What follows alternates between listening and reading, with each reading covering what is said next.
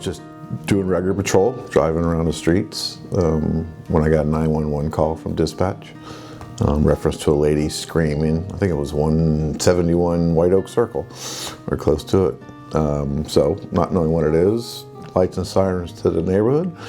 I remember pulling on White Oak, and I see this lady running towards me, holding a blue baby. It was, I'll never forget that. We had moved to Florida, and we had the house open out to the screen porch and pool.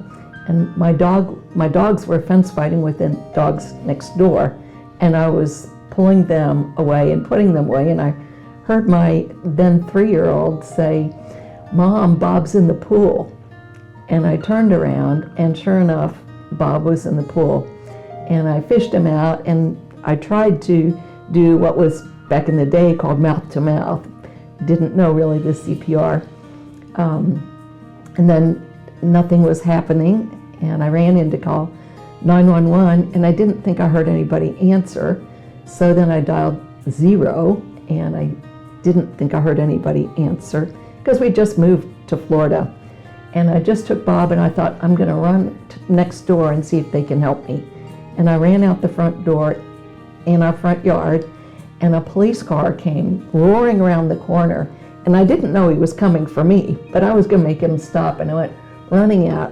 And he stopped the car, came running up, and I said, "The baby fell in the pool," and I handed him to Officer Manuel. So I immediately started CPR on him. Yeah, I went to about 3 sessions until he started choking and crying. And the next thing I knew, Bob was crying, and Officer Manuel said, "He bit my finger."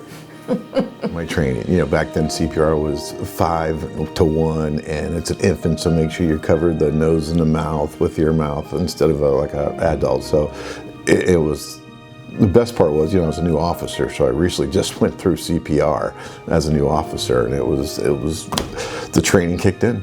So Christmas and Advent have always been, ever since then, a very special time to remember a God of deliverance, and then a human family where people take care of each other. So it just seemed really natural that, and we know that so many of these stories don't have a happy ending. And we felt like it was important for first responders to know that their work is noticed. And we are so profoundly grateful. And I really didn't hear much about that. I checked on it until I was down at a festival at Lake Lily, and I ran actually to Mr. Kidd and him at the lake, and that's the first time I've seen him since. So that was really cool to see him with no damage or anything from being on a breath for that long. So, and then the following year is when the Kidd family approached about, I think it was Chief Doyle, "Do you mind if we come feed all the officers on this date to say thank you?" And 35 years later, they're still doing it, which is, to me, is remarkable. I remember talking to the kids. They were young. I said, "Why don't we bake cookies and take some goodies over to the police station?" And we did. And then the next year we thought, why don't we do that again? So we did it again. And then it was just always on our calendars. The date was marked off, and that was the day we were going to celebrate Bob really being brought back to life.